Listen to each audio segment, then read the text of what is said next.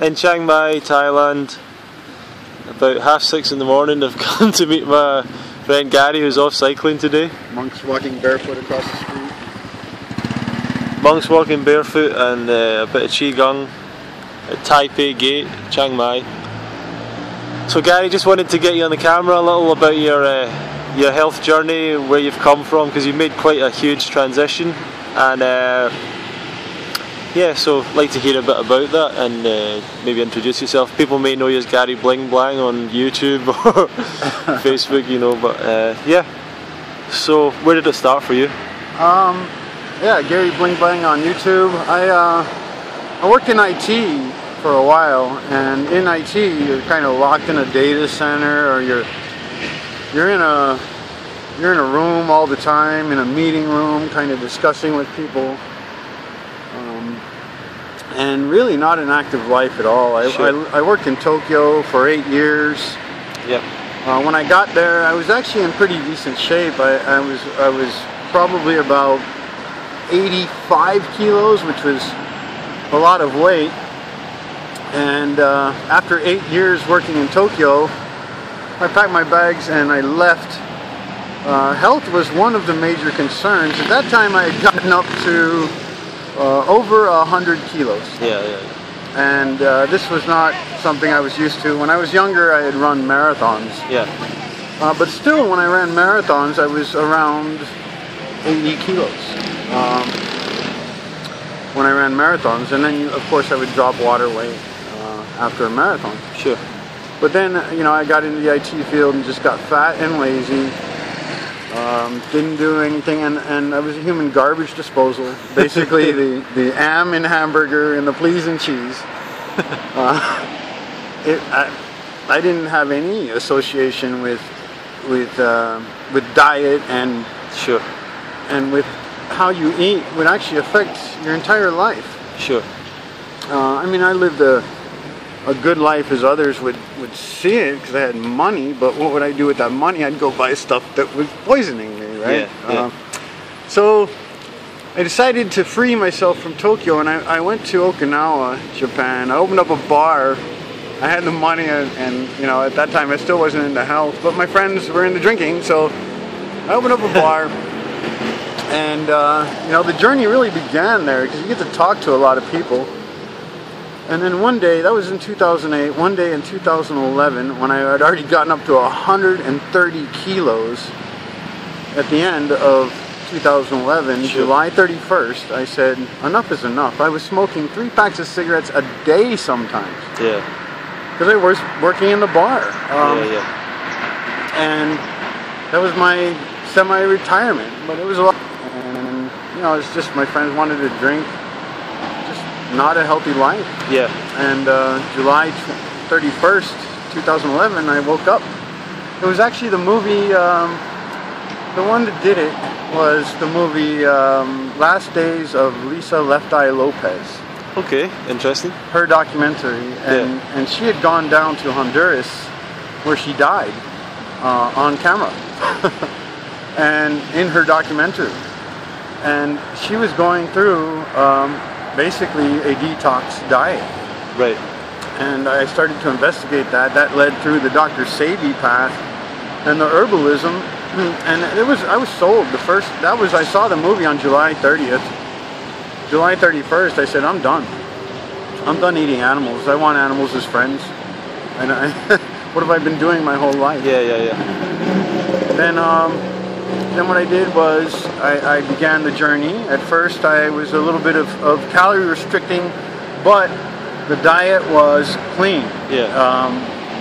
I wouldn't eat acidic foods, for example, following the Dr. Sebi program, right? It was a very clean diet.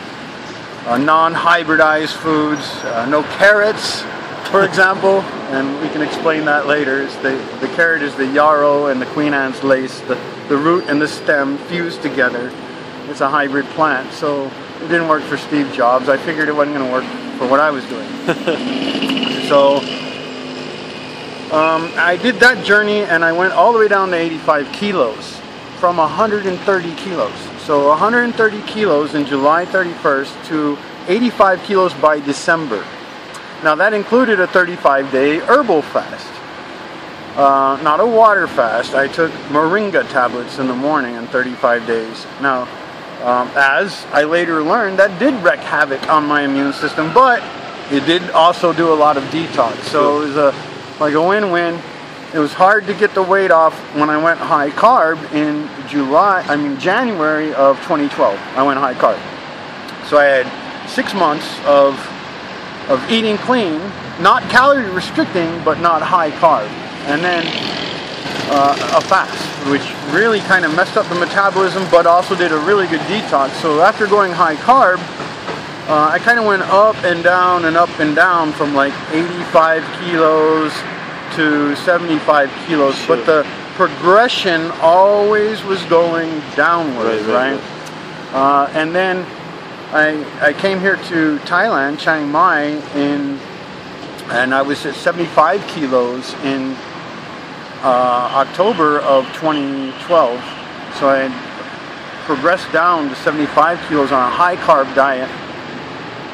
And then I started to exercise in July of last year, 2013. And then I had a tooth infection and I went back to the water fast to kill a tooth infection, sure. Which worked, by the way. Yeah. 11 days of water fasting, jumped back on the high carb, and boom!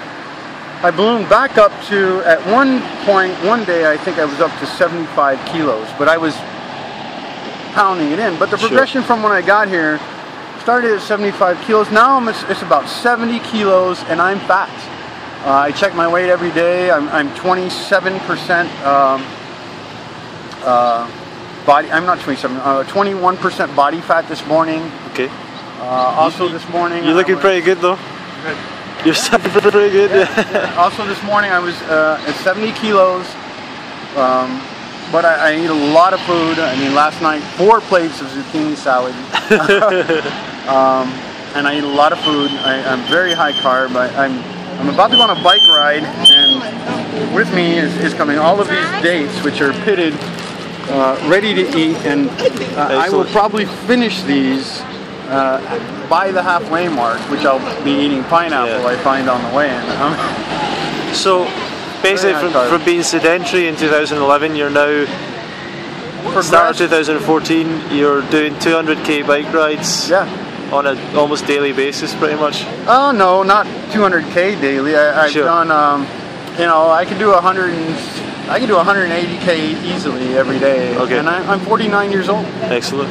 49 years old. Nice. I'll be 50 years old in November, and I can do 180k on the bike in a day, no problem at all. Fantastic. Yeah. And you're doing is it the Prove It challenge?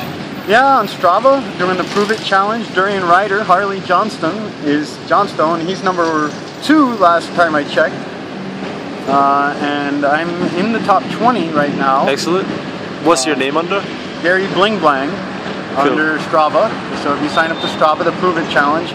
Even if you're not cycling, go out there and join that challenge before the end of this month, because if you do, it makes Harley look better if he takes number 1. There's 64,000 plus people right now in the challenge. I see what you're saying. And I'm doing it really, Durian Rider was the motivation to, this month I'm going to cycle half of what he has cycles. Well, I've cycled a little more than half, and now I figure the last 7 days, why don't I just ride? As best as I can. That's great, man. And you're feeling good and life's good now? And I love life in every aspect. You know, I can't even tell people. I've influenced a lot of people. I've changed a lot of people to be vegan. Fantastic. But these are not the people through the YouTubes. These are people that I can touch and talk to and show. So I hope to affect and contribute to the cause. And, you know, today I'm riding for the pigs. I'm thinking in my mind there's 1 billion pigs on the planet right now, domesticated, waiting for slaughter, roughly. And I figure if I ride 200 kilometers, that's only 5,000 pigs a meter, right? Excellent. Well, thanks for speaking to us, Gary. Is there anything else you'd like to mention, or any other bits of your knowledge? Because I know you know a lot about, you like to speak about the herbs a bit, and a few I like things. You know, there's don't throw away the baby with the bathwater. Moringa Sure. is not an herb, it's a food. It's a complete food. Okay. So when somebody says eat soft leafy greens, why don't you grow a moringa tree at your house? I took a moringa tree one time as a stick. I stripped it off completely bare in Okinawa, Japan, in a subtropical climate in the middle of the summer, through 11 months in the balcony. It was shaded by partially until afternoon, meaning 12 o'clock. Okay. But the rest, half of the day, it was in direct sun. No water, no dirt. It was a stick on the balcony. Yeah. I took it after 11 months and I planted it. I chopped it into 4 pieces. I planted it. 3 of them grew to 3 trees. Out of those 3 trees, the guy that was caretaking didn't take care of it, and 1 of them didn't make it. 2 of them made it. So a stick grew into 3 trees. It's a complete food for a human, right? So a lot of people think herbs and supplements. If you grow a moringa tree, which will grow anywhere, as I was just talking about, and can survive almost anything as a perennial plant, you are what you eat. So eat something that lives forever and is a complete food. So add more perennials to your diet. Food that does not ever die, like the tree and the fruit that we grab. Well, why don't we eat the vegetables that we eat? Why don't we eat things that never die? And that's kind of like the only twist I have on this whole movement. Sure. Is not to be afraid of, because somebody's selling something as a supplement, is to write it off completely. Don't throw away the baby with the bathwater. They grow moringa everywhere. If you can grow something in your area, or you can find it or forage it, that's probably a good direction to investigate. Sure, sure. And that's about the only real twist I have to this whole movement. Excellent. Well, thanks for speaking to us, Gary. I'm sure a lot of people will be fascinated by your transformation, and yeah, we'll follow. I'm sure they'll try and follow you on Facebook or whatever, and maybe they can ask you for Gary some advice. Blingblang on Facebook, and I have a YouTube channel, only 1 video, Gary Blingblang. And if people are coming out to Chiang Mai as well, you're out here for the moment. Oh so yeah, you can come and shoot a message on Facebook if you're coming to Chiang Mai, and I'm more than happy to help somebody who's changing the world, like you guys who are, not into death. Excellent. Thanks, Gary.